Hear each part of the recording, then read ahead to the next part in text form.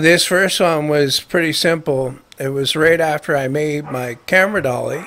I had it set up on a piece of melamine that was set up on my sawhorses, sloping downwards. And it was being pulled by just a drill with a rod sticking out of it and the string wrapped around that. It was pretty basic and not a whole lot to it. And I used this in the first scene of the deck chair video. This next one was just a box that I made up to put the camera in and screw onto the bumper of my truck to, get it as close to the ground as I possibly could. The idea was that I would, put that on and then do a run to the dump in my truck and speed it up, make it kind of interesting. But the problem was, as you can see a little bit here, it's kind of jittery, and that only got worse. And I tried to use a program to reduce the amount of jiggle in it, but it really didn't do a good job.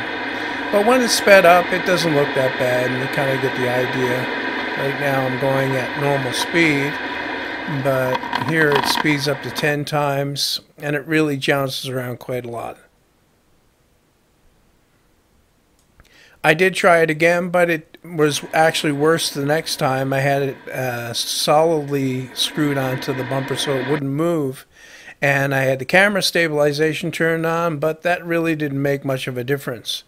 I'm doing a little bit of a test with this attachment that's on my dolly.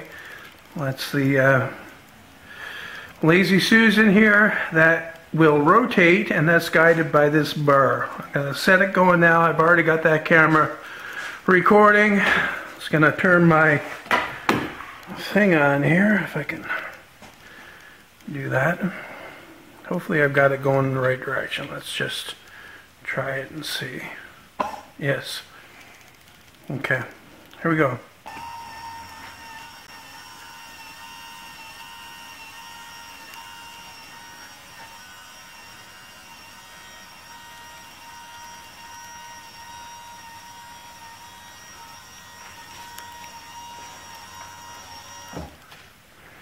All right, we'll see how that turned out.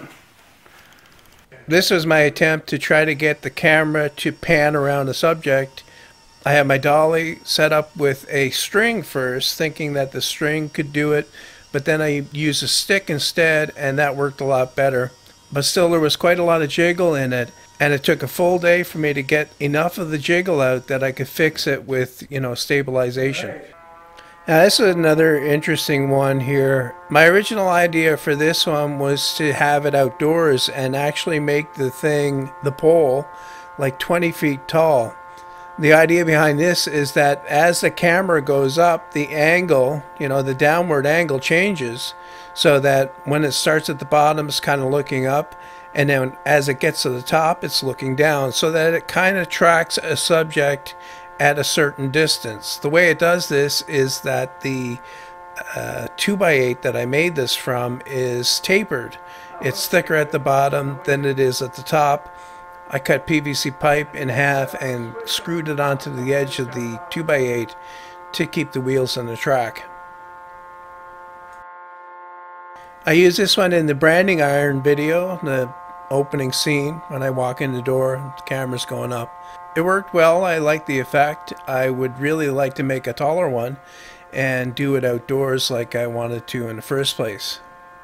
Here's a better look at the device itself. There's not a lot to it, just a couple of pieces of wood.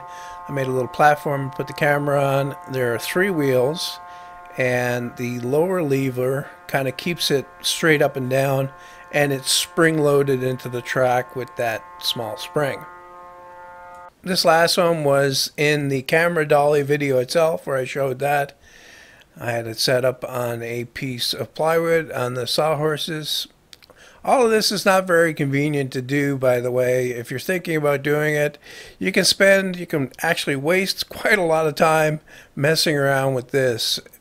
It's one of those things that, it's nice to do once in a while just to add something to a video, but if you overuse it, that's not good either. In my case, I don't know how many more videos I'm going to include this kind of effect in. It's okay once in a while, but like I say, it does take a lot of extra time to set up. That's it for this one. I hope you enjoyed it, and thanks for watching.